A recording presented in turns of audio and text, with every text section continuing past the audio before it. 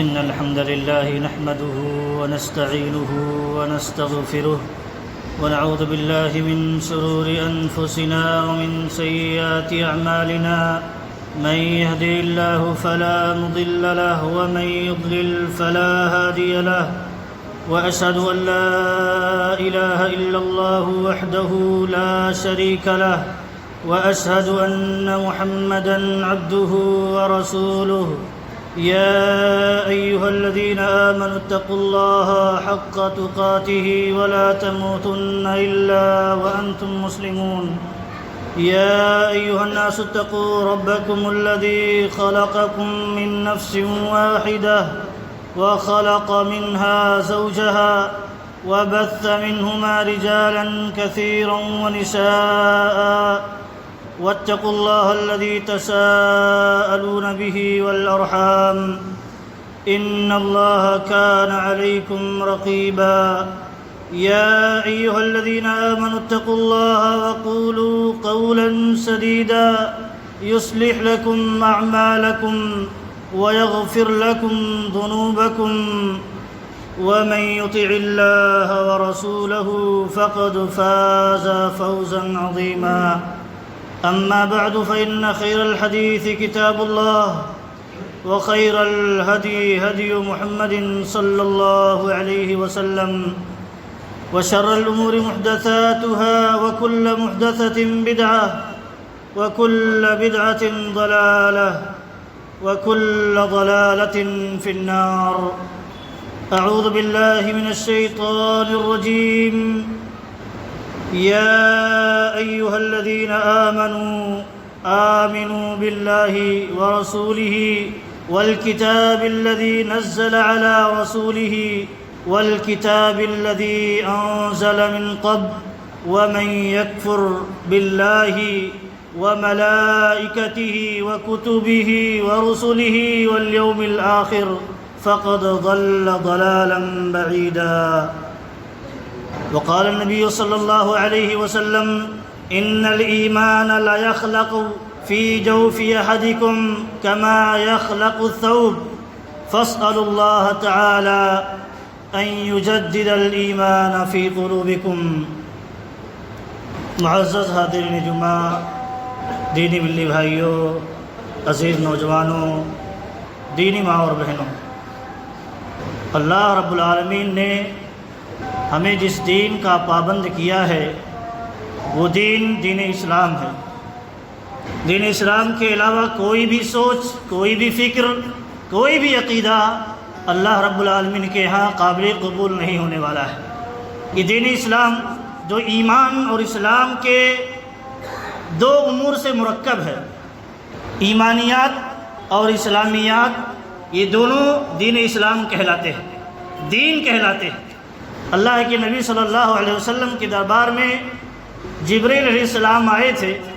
آپ صلی اللہ علیہ وسلم کو دین سکھانے کے لیے، امت کو دین سکھانے کے لیے، دین جو اللہ کے نزدیک مقبول ہے. آپ صلی اللہ علیہ وسلم سے پوچھا اسلام کیا ہے، آپ نے بیان فرمایا. پھر کہا ایمان کیا ہے، آپ نے بیان فرمایا. اس کے بعد اعلیٰ درجہ، ایمان سے بھی اعلیٰ درجہ کیا ہے، احسان. کہا احسان کیا ہے، اللہ کے نبی صلی اللہ علیہ وسلم نے بیان فرمایا کہ احسان یہ ہے کہ تم اللہ کی عبادت اس انداز میں کرو گویا تم اللہ کو دیکھ رہے ہو. اور اگر یہ تصور اتنا زیادہ اونچا نہ ہو سکے تو کم از کم یہ تصور ہونا چاہیے کہ اللہ ہمیں دیکھ رہا ہے. یہ احسان کا معنی بیان تھا. جب جبریل علیہ السلام یہ سوال و جواب کر کے چلے گئے تو نبی اکرم صلی اللہ علیہ وسلم عمر فاروق رضی اللہ عنہ سے کہتے ہیں یہ جبریل علیہ السلام تھے، تمہیں تمہارا دین سکھانے آئے تھے، تمہیں تمہارا دین سکھانے آئے تھے. اسے حدیث جبریل کے نام سے جانا جاتا ہے، تفصیلی حدیث ہے. لیکن ہم سب جانتے ہیں ایمان کیا ہے، اسلام کیا ہے، احسان ایک اعلیٰ درجہ ہے. اس کے بارے میں بھی اس حدیث کے اندر تذکرہ ہے. اور ان تینوں چیزوں کے مجموعے کا نام اللہ کے نبی صلی اللہ علیہ وسلم نے کیا رکھا، کہا جبریل علیہ السلام تمہیں تمہارا دین سکھانے آئے تھے. معلوم ہے اس کے باہر اگر کچھ ہے جسے دین سمجھ لیا گیا ہے وہ دین نہیں ہے. ان بنیادی چیزوں سے باہر اگر کوئی چیز ہے اور ان کے اندر جو مطالبے ہیں، جو تقاضے ہیں، اس کے باہر سے کوئی اور چیز آتی ہے جس کا کتاب و سنت میں کوئی ثبوت نہیں ہے تو وہ دین نہیں ہے۔ اور ایک بات اہم ہے، دین جو ہمارے ہاں ہے دلوں میں دین ہوتا ہے، ایمان دلوں میں ہوتا ہے، دل کی جڑوں میں ہوتا ہے، اور پھر اس کا اثر ہمارے اعضاء و جوارح سے ظاہر ہوتا ہے، عمل کی صورت میں، اخلاق کی صورت میں، بہتر معاملات کی صورت میں۔ یہ کیا ہے؟ ایمان ہمارا جو دل کے اندر ہے وہ ان صورتوں میں ظاہر ہوتا ہے۔ لیکن اللہ کے نبی صلی اللہ علیہ وسلم نے بیان فرمایا ایمان پرانا ہوتے رہتا ہے۔ اہل سنت والجماعت کا عقیدہ ہے، اہل الحدیث کا عقیدہ ہے، ایمان گھٹتے رہتا ہے، بڑھتے رہتا ہے، یہ سلسلہ جاری رہتا ہے۔ اللہ کے نبی صلی اللہ علیہ وسلم نے کہا ایمان پرانا ہو جاتا ہے۔ کیسے؟ مثال دے کر کے بیان فرمایا، جیسے کپڑے پرانے ہو جاتے، ناقابل استعمال ہو جاتے، پرانا ہو گیا۔ اللہ کے نبی صلی اللہ علیہ وسلم نے کہا ایمان بھی پرانا ہو جاتا ہے۔ تو پرانا ہو گیا تو کیا کرنا ہے؟ کپڑا انسان کا پرانا ہو جائے تو کیا اس کی تجدید نہیں کرے گا؟ اگر اس کے پاس ایک ہی کپڑا ہے، پھٹ گیا ہو، گندا ہو گیا ہو، پرانا ہو گیا ہو، تو اس کی دھلائی کرے گا، اس کو صاف ستھرا کرے گا، پیوند کاری کرے گا، اسے قابل استعمال بنائے گا۔ ایمان کی بھی یہی حالت ہے، ایمان بھی پرانا ہوتے رہتا ہے۔ دنیا اور دنیا کے معاملات انسان کے ایمان کو کمزور کر دیتے ہیں، پرانا کر دیتے ہیں، انسان دھوکے میں پڑ جاتا ہے۔ دنیا کے معاملات میں، دنیا کے الجھاؤ میں پھنس کر کے ایمان میں کمزور ہو جاتا ہے، منکرات کر کے، برائیاں کر کے ایمان کو کمزور کر دیتا ہے۔ لیکن جب بندہ ایمان کے تقاضے پورا کرتا ہے، اچھے اعمال انجام دیتا ہے اور برائیوں سے بچتا ہے تو اس کا ایمان بڑھ جاتا ہے، اس کا ایمان تازہ ہو جاتا ہے۔ فرمایا نبی کرم صلی اللہ علیہ وسلم نے، جب یہ معاملہ ہو جاتا ہے تو فکر مندی ہماری ہونی چاہیے، ہمارے ہاں فکر ہونی چاہیے، انسان کے ہاں تڑپ ہونی چاہیے ایمان کو درست کرنے کی، ایمان کے اصلاح کی۔ فرمایا فَاسْأَلُوا اللَّهَ تَعَالَىٰ أَن يُجَدِّدَ الْإِيمَانَ فِي قُلُوبِكُمْ، تو رب العالمین سے یہ سوال کیا کرو، یہ دعا کیا کرو کہ رب العالمین ہمارے ایمان کو تازہ فرما دے، ہمارے ایمان کی اصلاح فرما دے۔ جہاں کمی آ گئی ہے، جہاں کمزوری آ گئی ہے، جہاں کہیں ایمان خطرے میں جا رہا ہے، اے رب العالمین تو ہمارے ایمان کو کیا کر دے؟ تازہ کر دے، ایمان کو درست کر دے۔ دعا سکھائی نبی کرم صلی اللہ علیہ وسلم نے، کہا دعا کیا کرو رب العالمین سے۔ اللہ رب العالمین نے بھی اسی کا تذکرہ فرمایا ہے قرآن کریم کے اندر، یا ایھا الذین آمنوا آمنوا باللہ، اے ایمان والو ایمان لے آؤ اللہ پر۔ ایمان والا ہے، ایمان کا دعویٰ کر رہا ہے، پھر سے اسے یاد دلایا جا رہا ہے کہ اے ایمان والو جو ایمان کا دعویٰ کرتے ہو، کلمہ شہادت کا اقرار کرتے ہو، پھر سے ایمان کو تازہ کر لو۔ یہاں اہل علم کہتے ہیں دوبارہ ایمان لانے کا مطالبہ اس لیے ہے کہ ایمان بندے کا کمزور ہوتے رہتا ہے، گھٹتے رہتا ہے، یہاں تک کہ اتنا گھٹ جاتا ہے کہ ایمان کا کوئی حصہ، اس کا ذرہ اس کے دل میں باقی نہیں رہ جاتا ہے۔ بس اوقات اس درجے تک بھی پہنچ جاتا ہے بندہ۔ اللہ رب العالمین نے اس سے پہلے اسے یاد دہانی کرا دی ہے، اسے نصیحت کر دی ہے، کہا ایمان والو اپنے ایمان کی سدھار کر لو، اپنے ایمان کی اصلاح کر لو، ایمان کو تازہ کر لو۔ کن کن معاملات میں؟ آمنوا باللہ، اللہ پر ایمان کو تازہ کر لو، رسول پر ایمان کو تازہ کر لو۔ آمنوا باللہ ورسولہ والکتاب الذی نزل علی رسولہ، اور جو اس کے رسول پر کتاب نازل ہوئی یعنی قرآن کریم، اس پر بھی ایمان تازہ کر لو۔ اور والکتاب الذی انزل من قبل، اور اس کتاب پر بھی ایمان کو تازہ کر لو جو اس کتاب سے پہلے نازل ہوئی ہے۔ اللہ رب العالمین نے یہاں تو حکم دیا ہے، کرنا کیا ہے؟ ایمان کو تازہ کرنا ہے، ایمان کی اصلاح کرنی ہے، سدھار کرنا ہے۔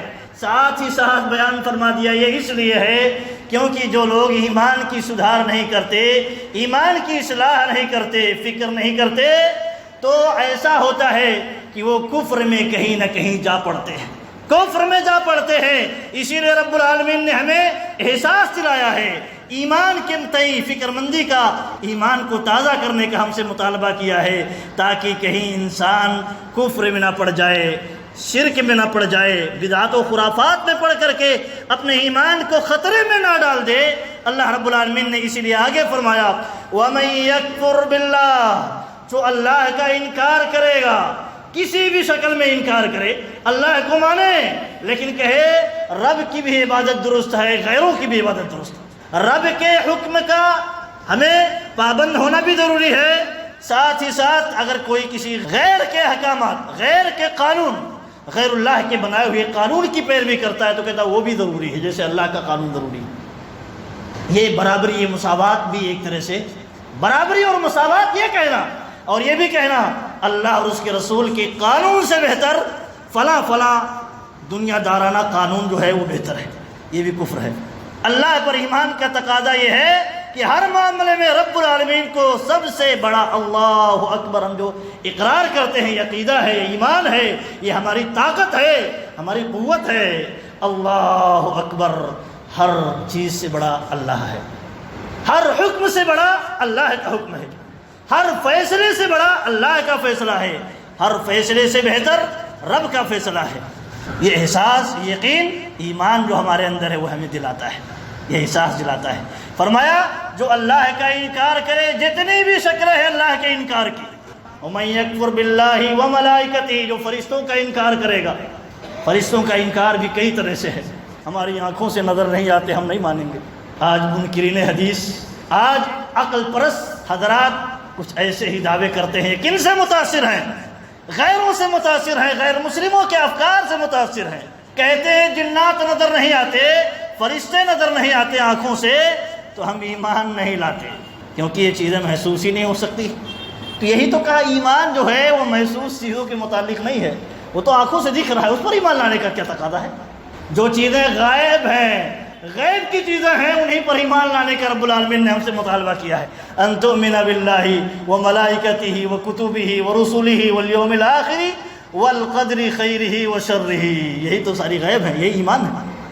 اللہ پر ایمان، فرشتوں پر ایمان، رسولوں پر ایمان، آسمانی کتابوں پر ایمان، اور جنت جہنم پر ایمان، ایسے ہی تقدیر کے خیر و شر پر ایمان، یہ ساری چیزیں پردے غیب میں ہیں، غیب کی چیزیں ہیں، دکھائی نہیں دیتی ہے ہماری آنکھوں سے، لیکن رب نے کہا ہے ایمان ہونا چاہیے۔ ایمان تو ہمارے اندر سے بھی ایمان ظاہر ہونا چاہیے ان معاملات میں۔ کہا فرشتوں کا انکار کرے، چاہے فرشتوں کا انکار ہو، چاہے ان کے اعمال کا انکار ہو، چاہے ان کی قوت اور طاقت کا انکار ہو، چاہے جو اللہ تعالیٰ نے انہیں صلاحیتیں دی ہیں، جن کام پر مکلف کیا ہے، ان کا انکار ہو، بہرحال یہ کفر ہے۔ آگے فرمایا وَكُتُبِهِ، کتابوں کا انکار، کتابوں کا انکار۔ آج دیکھیے بہت بڑا فتنہ اسی معاملے میں ہے، کتاب کا انکار، اللہ کی کتاب کا انکار۔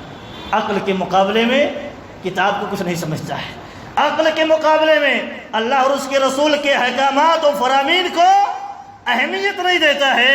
یہ شیطان کا سب سے بڑا آج کل سب سے بڑا ہتھیار ہے انسان کو گمراہ کرنے کا۔ معمولی عقل جس کی کمی اتنی ہے کہ انسان اپنے بارے میں آج فیصلے کچھ کرتا ہے، کل سمجھ نہیں پاتا میں نے کل فیصلہ اپنے تئیں کیا کیا تھا، اتنی کمزور عقل ہے، اس پر اعتماد کر کے اللہ اور اس کے رسول کے احکامات کو ٹھکراتا ہے، یہ کفر ہے، ٹھکراتا ہے، کفر ہے۔ فرمایا وَكُتُبِهِ وَرُسُلِهِ، رسولوں کا انکار کرتا ہے۔ رسول کا انکار کیا ہے؟ تمام شکلوں میں رسول کا انکار، ہر طرح سے جس طرح سے بھی رسول کا انکار ہوتا ہے وہ کفر ہے۔ کہے ہم رسول کو تو مانتے ہیں، لیکن یہ کہتے ہیں رسول یہ عرب کے لیے تھے، تمام دنیا کے لیے نہیں تھے، نعوذ باللہ۔ ہے طبقہ ایسا موجود، اپنی خواہش کی پرستش کے لیے اس طرح کے الفاظ، اس طرح کے جملے وہ گڑھتا ہے۔ وَمَا أَرْسَلْنَاكَ إِلَّا كَافَّةً، کافہ کہا ہے، وَمَا أَرْسَلْنَاكَ إِلَّا رَحْمَةً لِلْعَالَمِينَ کہا ہے۔ پھر بھی عقل کے پرستار، خواہش کے پرستار حضرات اس طرح کی باتیں کرتے ہیں۔ تو رسولوں کا انکار کسی بھی شکل میں ہو، کہے ہم رسول مانتے ہیں، لیکن کہے اب رسول کی باتوں کو ہم نہیں مانتے، قرآن کو مانتے ہیں، رسول کی باتوں کو نہیں مانتے، حدیث کو نہیں مانتے، کیونکہ حدیث انسانوں کے ذریعہ ہم تک پہنچی ہے، قرآن بھی پہنچا ہے انسانوں کے ذریعہ، لیکن سلسلہ ہے رب نے، اللہ رب العالمین نے حفاظت کی ذمہ داری لی ہے، دین کی حفاظت کی ذمہ داری، قرآن کی حفاظت کی ذمہ داری، سنت کی حفاظت کی ذمہ داری۔ تو تفریق کیسے؟ تفریق کیوں کر؟ انسان تفریق کیسے کرتا ہے اللہ اور اس کے رسول میں؟ اللہ کی بات میں، رسول کی بات میں تفریق کیسے کرتا ہے؟ اللہ رب العالمین نے کہا اطیعوا اللہ و اطیعوا الرسول، اللہ کی اطاعت کرو، رسول کی بھی اطاعت کرو۔ اگر اب رسول کی اطاعت نہیں ہے تو رب نے قرآن میں یہ حکم کیوں درج فرمایا؟ قرآن کی تکذیب لازم آتی ہے، قرآن کی تکذیب لازم آتی ہے۔ اس لیے اس طرح کے افکار یہ کفری افکار یاد رکھنے کی ضرورت ہے۔ یہ اس لیے ضرورت ہے، آج یہ دنیا ایک طرح سے ایک گاؤں کی مانند ہو گئی ہے اور ایک علاقے اور ایک سوسائٹی کے مانند ہو گئی ہے۔ آج دنیا میں انسان کہیں بھی فتنے فساد ہوتے ہیں، کہیں بھی معاملات ہوتے ہیں، موبائل کے ذریعہ انسانوں تک وہ باتیں پہنچ جاتی ہیں، وہ فتنہ پہنچ جاتا ہے۔ اور ہمارے وہ حضرات خاص طور پر جو نوجوان ہیں، جو نوجوانوں طبقہ ہے، جو علماء سے جڑا نہیں ہے، عقل و شعور سے کمزور ہے، علم میں کمزور ہے، ایمان میں کمزور ہے، ایسے گمراہ کن افکار سے متاثر ہو کر کے ایمان کی، اسلام کی جڑیں کھوکھلی کر دیتا ہے۔ اس لیے ضرورت ہے یہ ساری چیزوں کی وضاحت کی اور ایمان کے تازہ کرنے کی۔ کہا جو رسولوں کا انکار کرے، رسولوں کا انکار تمام شکلوں جس بھی طرح سے ہے، رسول کا انکار وہ کفر ہے، رسول کی باتوں کا انکار کفر ہے۔ کہ فلاں کو رسول ہم نہیں مانتے، یہودی کہتے ہم عیسیٰ علیہ السلام کو نہیں مانتے، یہودی کہتے ہم نبی اکرم صلی اللہ علیہ وسلم کو نہیں مانتے، کافر ہے۔ رب العالمین نے کہا یہ کافر ہے انکار کی بنیاد پر، بلکہ کہا اولئک هم الکافرون حقا، کہا یہ پکے کافر ہے۔ کیوں؟ یہ اللہ اور اس کے رسول کے درمیان تفریق کرتے ہیں، رسولوں کے درمیان تفریق کرتے ہیں، اور یہ سوچتے ہیں کوئی بیچ کی راہ ہے ہم نکال لیں، اپنے منمانی بیچ کی راہ نکالتے ہیں۔ آج یہی ہوتا ہے، منمانی بیچ کی راہ نکالتا ہے، ہر کوئی اپنی خواہش کے مطابق، اپنی معمولی عقل کے مطابق بیچ کی راہ نکالتا ہے۔ بیچ کی راہ تو شریعت کی راہ ہے، جہاں شریعت کا حکم آ گیا وہی بیچ کی راہ ہے، وہی راہ اعتدال ہے، وہی وسطیت ہے۔ اس کے علاوہ جو بھی ہے وہ خواہش کی پرستش ہے، وہ دین اسلام سے انحراف ہے۔ آگے رب العالمین نے فرمایا، کہا والیوم الآخر، آخرت کے دن کا جو انکار کرتا ہے، آخرت کے دن کا انکار تمام شکلوں میں، تمام شکلوں میں، جس بھی طرح سے آج افکار بہت زیادہ عام ہیں، ہم سب کی حفاظت اللہ رب العالمین فرمائے۔ اتنے زیادہ خرافات، اتنے زیادہ انحرافات عام ہیں کہ اللہ ہی پناہ اگر حاصل ہو تبھی انسان بچ سکتا ہے ورنہ نہیں بچ سکتا ہے۔ آخرت پر ایمان، آخرت پر ایمان کا مطالبہ ہے، لیکن جو کہیں ہم نہیں مانتے، جنت جہنم کو نہیں مانتے، قبر کے عذاب کو نہیں مانتے، جنت جہنم کا جو وعدہ کیا گیا ہے یہ صرف انسان کو موٹیویٹ کرنے کے لیے ہے، اس کی کوئی حقیقت نہیں، نعوذ باللہ من ذالک۔ اس طرح کے بھی افکار رائج ہیں، یہ کفریہ افکار ہیں۔ جو بھی اس عقیدے کا حامل ہوگا وہ اللہ کے اس فرمان کو کان کھول کر کے سن لے۔ رب نے کہا جو آخرت کے دن کا بھی انکار کرے فقد ضل ضلالا بعیدا، بہت دور کی گمراہی میں جا پڑے گا، کافر تو ہوا ہی ہے، ساتھ ہی ساتھ ومن یکفر کہا ہے، جو انکار کرے گا، اللہ کا انکار کرے گا، فرشتوں کا انکار کرے گا، رسولوں کا انکار کرے گا، آسمانی کتابوں کا انکار کرے گا، اور ایسے ہی آخرت کا انکار کرے گا، تقدیر کا انکار کرے گا، وہ بہت دور کی گمراہی میں جا پڑے گا، ایسا آدمی کافر ہے۔ تو ہمیں یہ سب سمجھنے کی ضرورت ہے، ایمان کو تازہ انہی معاملات میں ضرورت ہے۔ اگر ہمارا عمل بہت بہتر ہے تو ایمان اگر صحیح نہیں ہے تو سب کچھ بیکار ہے، کسی کام کا نہیں ہوگا۔ اس لیے ضرورت ہے ایمان کو تازہ رکھا جائے، ایمان کی اصلاح کی جائے، جہاں جہاں کمیاں واقع ہو چکی ہیں اس پر توجہ دی جائے، اس پر انسان کو فکر مندی کے ذریعہ اصلاح کی کوشش کی جائے، تاکہ ہمارا ایمان بہتر رہے، اور جو ایمان کو توڑنے والی چیزیں ہیں، اسلام سے باہر کر دینے والی چیزیں ہیں، اس سے ہم بچ سکیں اور یوں آخرت میں اور دنیا کے اندر کامیاب ہو سکیں۔ دیکھیے علماء عائشہ بیان فرماتی ہیں کہ اللہ رب العالمین نے دیکھیے ایمان اور ایمانیات کی جو چیزیں ہیں سب سے پہلے نازل فرمایا ہے۔ کہتے ہیں اللہ رب العالمین نے مکہ کے اندر سب سے پہلے مفصل صورتیں نازل فرمائی ہیں۔ مکی صورتیں آپ دیکھیں گے عام طور پر اس میں ایمانیات کی باتیں ہیں، عقیدے کی باتیں ہیں۔ فرمایا اما عائشہ بیان فرماتی ہیں اللہ رب العالمین نے اللہ کے نبی صلی اللہ علیہ وسلم پر سب سے پہلے جنت اور جہنم پر مشتمل آیتیں نازل فرمائی۔ کہتے ہیں جب یہ ایمان ان کے دلوں میں مضبوط ہو گیا تب کہتے ہیں اللہ رب العالمین نے دوسری چیزیں احکامات کی نازل فرمائی کہ شراب مت پیو، زنا مت کرو۔ اما عائشہ ہی کہتی ہیں کہ اگر ایسا نہ ہوتا وَلَوْ نَزَلَ أَوَّلَ شَيْءٍ لَا تَشْرَبُ الْخَمْرَ، اگر ایسا ہوتا کہ پہلے یہ نازل ہو جاتا ہے لوگوں شراب مت پیو، شراب مت پیو، تو کہتی ہیں لوگ کہتے لا ندع الخمر ابدا، ہم شراب کبھی نہیں چھوڑنے والے، شراب نہیں کبھی چھوڑنے والے۔ کہتی ہیں اگر نازل ہو جاتا کہ لا تزنو، زنا مت کرو اے لوگو، چھوڑ دو زنا، تو کہتی ہیں لوگ کہتے لا ندع الزنا ابدا، ہم زنا نہیں چھوڑنے والے ہیں، کیا کرو؟ کیوں چھوڑیں؟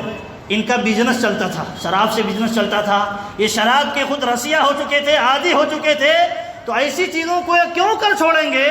کسی کے حکم کی بنیاد پر، کسی کے کہنے کی بنیاد پر۔ تو کسی بھی چیز کو روکنے کے لیے یا کسی چیز پر آمادہ کرنے کے لیے دو اہم اور بنیادی چیز ہیں۔ کہتے ہیں اللہ رب العالمین نے جو سب سے پہلے آیتیں نازل کی، جنت اور جہنم کی آیتیں نازل کی، ایمانیات کی آیتیں نازل فرمائی۔ ایمان جب ان کے دلوں میں راسخ ہو گیا، مضبوط ہو گیا، تو انہیں کہا گیا تم زنا مت کرو، شراب مت پیو، تو فوراً انہوں نے کیا کیا؟ چھوڑ دیا۔ امام ابن تیمیہ رحمۃ اللہ علیہ کہتے ہیں آج دیکھ لیجیے سماج میں جتنی بھی برائیاں موجود ہیں وہ ایمان کی کمزوری کی بنیاد پر موجود ہے۔ کہتے ہیں اگر ایمان درست ہو جائے، عقیدہ درست ہو جائے، اور حقیقت میں ایمان ایسے رہے تر و تازہ، جیسا تر و تازہ رہنا چاہیے، تو کہتے ہیں انسان عمل میں بہتر ہو جائے گا، سب سے بہتر ہو جائے گا، اس کے اخلاق بہتر ہو جائیں گے، اس کے اعمال بہتر ہو جائیں گے، اور اس کے معاملات بھی بہتر ہو جائیں گے۔ ایمان کی کمزوری ساری برائیوں کو جنم دیتی ہے، اور ایمان کی اصلاح، ایمان کی تجدید، یہ سارے خیر کو جنم دیتی ہے۔ یہ دریا ہے، پاور ہے، طاقت ہے۔ اور یہاں اس سے یہ بھی معلوم ہوتا ہے جس ملک میں مسلمانوں کی حکومت نہ ہو، وہاں انسان کو، ایک مسلمان کو عمل پر لا کر کے کھڑا کرنے والی کون سی چیز ہو سکتی ہے؟ لاٹھی نہیں ہے، کسی چیز کا ڈر نہیں ہے، پولیس کا ڈر نہیں ہے۔ کیوں؟ کوئی اسلامی پولیس تھوڑی ہے، کوئی دنیا دارانہ پولیس جو ہے وہ تو دنیوی معاملات میں وہ اپنا قانون نافذ کرتی ہے، لیکن اسلام کا جو نظام ہے وہ نظام وہ نافذ نہیں کرتی ہے۔ تو یہاں اپنے ایمان کو اور اپنے اسلام کو اگر ہم بچانا چاہتے ہیں اور اپنے اندر ایکٹیویٹ کرنا چاہتے ہیں تو اس کی کیا صورت ہو سکتی ہے؟ اہل علم کہتے ہیں اس کی یہی صورت ہے کہ ہمارے دلوں میں ایمان تازہ رہے، ایمان تازہ رہے، جنت و جہنم کے متعلق جو امور ہیں وہ ہمارے دلوں میں تازہ رہنا چاہیے۔ اب اگر لاٹھی ہو یا نہ ہو، صحابہ کرام نے زنا چھوڑ دیا کہ نہیں چھوڑا؟ شراب چھوڑ دیا کہ نہیں چھوڑا؟ بہت سارے منکر اعمال انجام دیتے تھے، لیکن جنت اور جہنم کا جب عقیدہ، ایمان ان کے دلوں میں بس گیا تو انہوں نے کیا کیا؟ بلا کسی دنیا کے پرواہ کیے، مستقبل کی فکر کیے، فوراً چھوڑ دیا۔ کیوں؟ جنت ملنے والی ہے، اور اگر ہم یہ عمل نہیں چھوڑیں گے تو ہم جہنم میں جھونک دیا جائے گا۔ یہ سب سے زیادہ پاور والی چیز ہے، انسان کو عمل پر کھڑا کرنے اور انسان کو برائیوں سے روکنے کے لیے سب سے زیادہ جو قوت رکھتی ہے وہ یہی ہے، ایمان کی قوت، اسلام کی قوت، اور عقیدے اور توحید کی قوت۔ یہ کمزور ہے تو سارا معاملہ کمزور ہو جائے گا۔ ہم اگر اصلاح کریں، پنکھے میں اگر خرابی ہو جائے تو سمجھ میں آتا ہے پنکھے کی اصلاح، لیکن اگر کہیں مین سوئچ میں کہیں پرابلم ہو تو ہم اس کی اصلاح کر کے کیا کریں گے؟ پھر بھی نہیں چلے گا، یہ نہیں چلے گا۔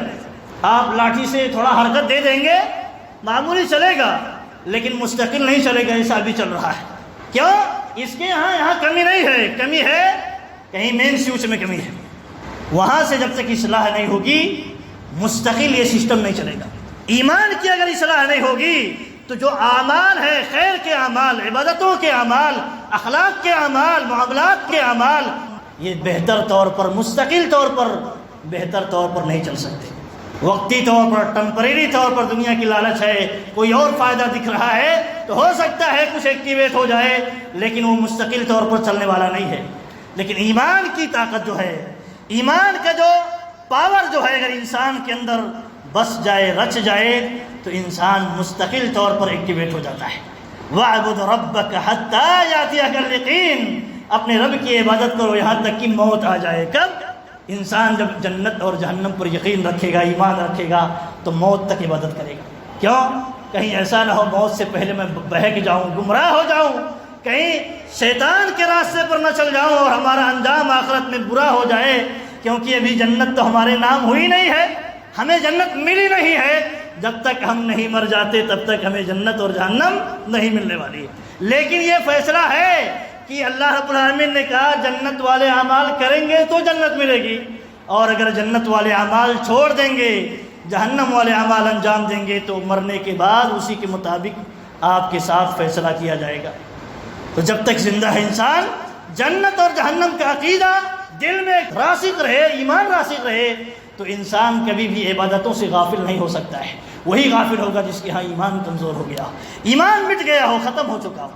آپ دیکھیں ایمان جو ہے بہت سارے حضرات اس کو ہلکے میں لیتے ہیں اور اس کا ایک طرح سے استخفاف کرتے ہیں، نادانی کی دلیل ہے۔ آپ دیکھیں نبی اکرم صلی اللہ علیہ وسلم نے کہا ایمان کی 70 شاخیں ہیں یا 70 شاخوں سے زیادہ ہے، 70 سے زائد شاخیں ہیں یا 70 شاخیں ہیں، سب سے اعلیٰ درجے کا کون سا ایمان ہے؟ کہا قول لا الہ الا اللہ، لا الہ الا اللہ محمد رسول اللہ کا اقرار کرنا، یہ سب سے اعلیٰ درجے کا ایمان، اس میں پختہ ہونا، اس کے تقاضے کو پورا کرنا، یہ سب سے اعلیٰ درجے کا ایمان ہے۔ وَأَدْنَاهَا إِمَاطَةُ الْأَذَىٰ عَنِ الطَّرِيقِ، سب سے ادنا درجے کا ایمان کیا ہے؟ راستے سے تکلیف دہ چیزوں کو ہٹا دینا، سب سے ادنا درجے کا ایمان ہے۔ کہا ایمان ہے، یعنی ایمان ہمیں اس بات کا بھی حکم دیتا ہے راستے میں اگر کوئی نقصان دہ چیز ہو تو اسے ہٹا دیا جائے، ایمان ہے، ایمان کا تقاضا ہے یہ۔ اور فرمایا وَالْحَيَاءُ شُعْبَةٌ مِّنَ الْإِيمَانِ، اور حیا ایمان کا ایک حصہ ہے، ایک حصہ ہے۔ معلوم ہوا ایمان جو ہے صرف دل میں نہیں ہے، ایمان کے شعبے ہیں، درجات ہیں، اعمال ہیں، اس کے مراتب ہیں۔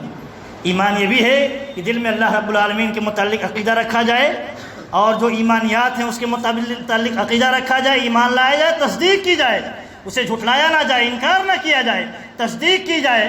اور دوسرا یہ ہے زبان سے اقرار کیا جائے، زبان سے اقرار کرے، مانے، اس کا اعتراف کرے، اور ساتھ ہی ساتھ عمل سے اس کا مظاہرہ کرے، اس کا مظاہرہ کرے۔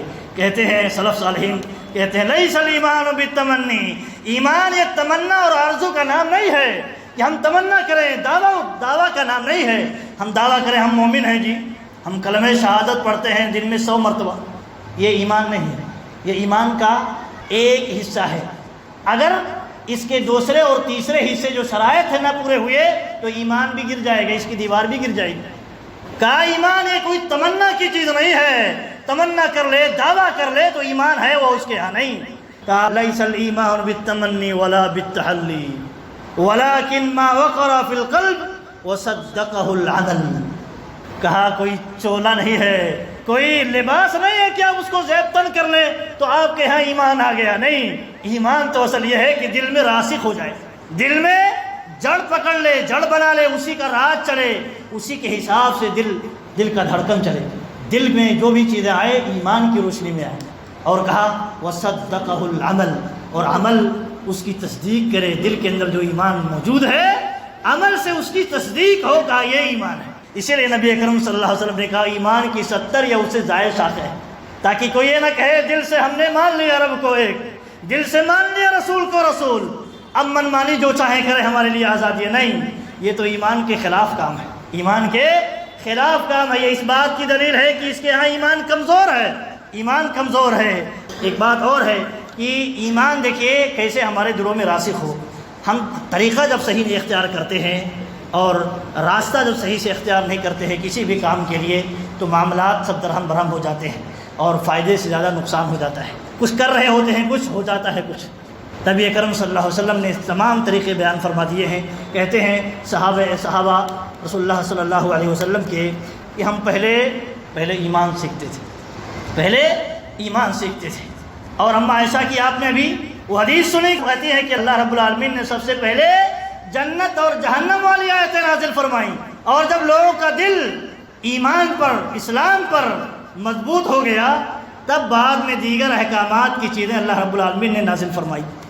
تو صحابہ کرام بھی کہتے ہیں کہ اللہ کے نبی صلی اللہ علیہ وسلم نے ہماری تربیت کیسے کی تھی؟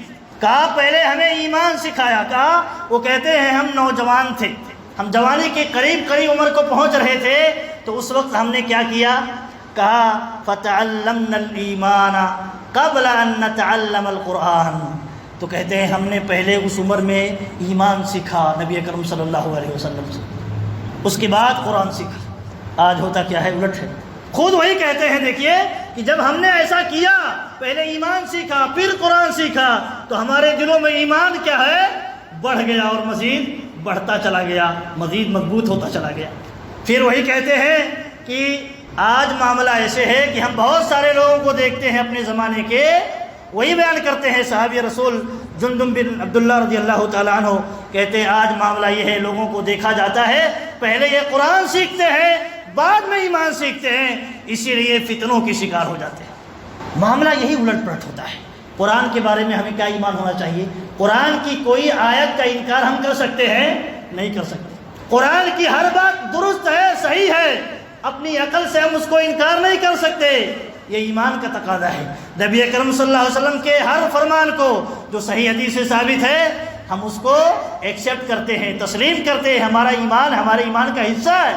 اپنی معمولی عقل کے ذریعے اعتراض نہیں کرتے، اعتراض نہیں کر سکتے۔ اگر ہمارے دل میں ایمان ہے اعتراض نہیں کر سکتے۔ نبی اکرم صلی اللہ علیہ وسلم کے صحابہ سے معاملہ بہت سارے معاملات پیش آئے ان کے سامنے۔ ایک معاملہ جو سب سے بڑا تھا، جو عقلوں میں نہیں آنے والی چیز تھی، نبی اکرم صلی اللہ علیہ وسلم نے بیان فرمایا، آج میں رات بیت المقدس گیا اور پھر معراج پر گیا، رب العالمین سے ملاقات کی اور سارا واقعہ بیان فرمایا۔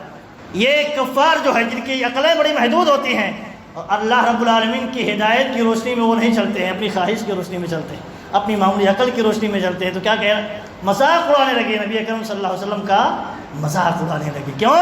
کہتے تھے کیسے ممکن ہے ایک ہی رات میں انسان بیت المقدس بھی جائے اور وہاں سے معراج کو جائے، رب سے ملاقات کر کے راتوں رات چلے آئے۔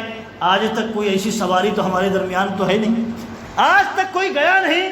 عقل کیا ہے؟ جو سماج میں جو چیز ہوتی ہے اسی کو عقل کہا جاتا ہے، اور سماج میں اگر وہ چیز نہ ہو تو عقل اس کو ایکسیپٹ نہیں کرتی ہے، اس کے عقل کے باہر ہے، عقل کے باہر چیز ہے وہ۔ اب دیکھیں ایک ڈاکٹر ہے تو ڈاکٹر اپنے معاملات میں جو پڑھا ہے لکھا ہے جانتا ہے، اسی بارے میں اس کو عقل ہے، اس کے علاوہ فیلڈ میں اسے عقل نہیں ہے، اسے سمجھ نہیں ہے، دوسرے معاملات میں وہ رہنمائی نہیں کر سکتا، اگر رہنمائی کرے گا تو غلطی کر جائے گا۔ ایسے ہی عقل کیا ہے؟ جس ماحول میں جس سماج میں جو رہتا ہے وہ جو چیزیں دیکھتا ہے سنتا ہے اسی کو عقل سمجھتا ہے، لیکن یہ ان شریعت کے اندر یہ عقل نہیں ہے، یہ تو کیا ہے؟ خواہش۔ چل رہے ہیں لوگ، ہم بھی چل رہے ہیں لوگوں کی طرح۔ اصل میں عقل کیا ہے؟ اللہ اور اس کے رسول کے مطابق چلنا چاہیے، یہ عقل ہے۔ اس کے خلاف جو بھی ہے وہ خواہش ہے، وہ شیطان کی پرستش ہے اور نفس کی پرستش سے، وہ عقل نہیں ہے، عقل سے متصادم ہے۔ فرمایا نبی اکرم صلی اللہ علیہ وسلم کے صحابہ کے درمیان جب یہ معاملہ پیش آیا، انکار کیا ان لوگوں نے، تو کیا کہا؟ ابوبکر صدیق رضی اللہ تعالیٰ عنہ نے، اگر نبی اکرم صلی اللہ علیہ وسلم نے یہ بات کہی ہے تو یہ درست بات ہے۔ وہ ایکسیپٹ کر رہے تھے، ان کا دماغ ایکسیپٹ کر رہا تھا نہیں، لیکن یہ ایکسیپٹ کیا ہے پہلے سے، یہ ایکسیپٹ کیا ہے پہلے سے ان کے دماغ نے کہ اللہ اور اس کے رسول کی باتیں جتنے بھی ہیں وہ سب صحیح ہیں، برحق ہیں، جھوٹی نہیں ہو سکتی، جھوٹی نہیں ہو سکتی۔ اگر ثابت ہے تو وہ درست ہے۔ کہا اگر رسول اللہ صلی اللہ علیہ وسلم نے یہ کہا ہے تو نبی اکرم صلی اللہ علیہ وسلم کی بات صحیح ہے، میں اس پر ایمان لاتا ہوں۔ یہ ہے ایمان کا تقاضا۔ ایمان اگر مضبوط نہ ہو تو انسان اپنی معمولی عقل چلانے لگتا ہے۔ ایمان جب مضبوط ہوتا ہے، ایمان پہلے جب ہم اپنے دلوں میں راسخ کرتے ہیں پھر قرآن پڑھتے ہیں تو ایمان زیادہ ہو جاتا ہے، بڑھ جاتا ہے اور تازہ ہو جاتا ہے۔ اللہ رب العالمین نے کہا کہ وَإِذَا تُلِيَتْ عَلَيْهِمْ آيَاتُهُ زَادَتْهُمْ إِيمَانًا، جب ان پر قرآن کی تلاوت کی جاتی ہے ایمان والوں کے سامنے تو ایمان ان کا اور بڑھ جاتا ہے، یقین کے مراحل اور درجات وہ طے کر لیتا ہے۔ تو یہ ہے دیکھیے ایمان۔ اور اگر ہم پہلے ایمان نہیں قرآن سیکھنے لگیں گے تو بہت ساری چیزیں ایسی ہیں جو انسان کو کنفیوژن میں ڈال دیں گی، اسے سمجھ میں نہیں آئے گا۔ قرآن کے متعلق ہمارا عقیدہ کیا ہونا چاہیے، حدیث رسول کے متعلق ہمارا عقیدہ کیا ہونا چاہیے، اگر ہم اس کو اپنے دل و دماغ میں نہیں بیٹھائے، پڑھنے لگے تو انسان بہت ساری گمراہیوں کا شکار ہو جاتا ہے، کوئی خارجی بن جاتا ہے۔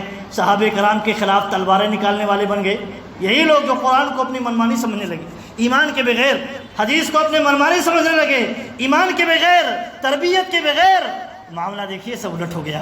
اسی لیے صحابہ کرام کہتے ہیں ایمان راسخ ہمارے دلوں میں کیسے ہوا یہ دیکھنے کی ضرورت ہے۔ آج ہمارے دلوں میں کمزور جو ہو گیا ہے یا ہم ایمان کو سمجھتے نہیں، تو راسخ کرنے کی ضرورت ہے۔ تو راسخ کیسے ہو؟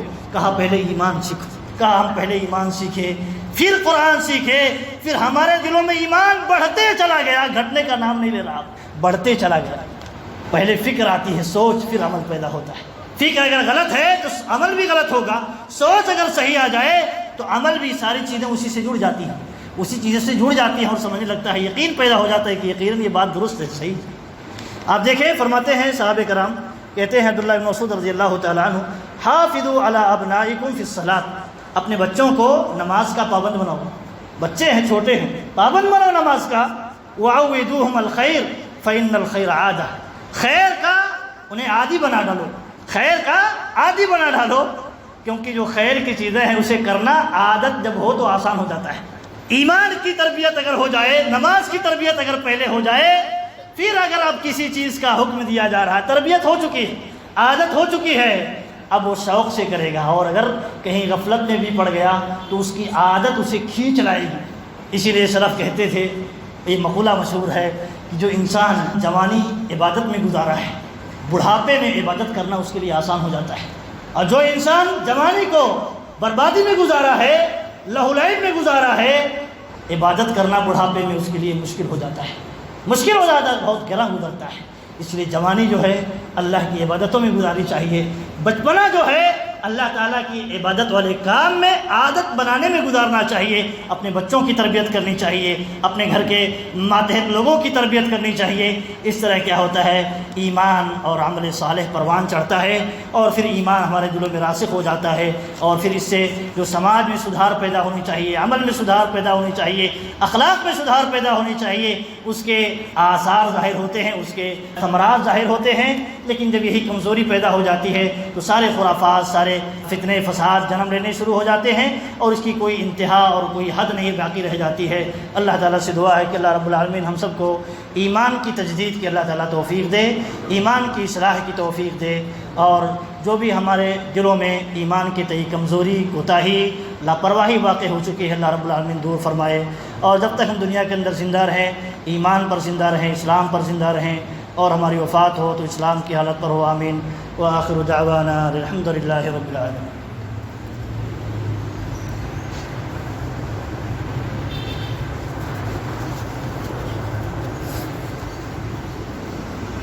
إن الحمد لله نحمده ونستعينه ونستغفره ونعوذ بالله من شرور أنفسنا ومن سيئات أعمالنا، من يهده الله فلا مضل له ومن يضلل فلا هادي له، وأشهد أن لا إله إلا الله وحده لا شريك له، وأشهد أن محمدا عبده ورسوله، يا أيها الذين آمنوا صلوا عليه وسلموا تسليما، اللهم صل على محمد وعلى آل محمد كما صليت على إبراهيم وعلى آل إبراهيم إنك حميد مجيد، اللهم بارك على محمد وعلى آل محمد كما باركت على إبراهيم وعلى آل إبراهيم إنك حميد مجيد۔ عباد الله رحمكم الله، إن الله يأمر بالعدل والإحسان وإيتاء ذي القربى وينهى عن الفحشاء والمنكر والبغي يعظكم لعلكم تذكرون، ولذكر الله أكبر والله يعلم ما تصنعون۔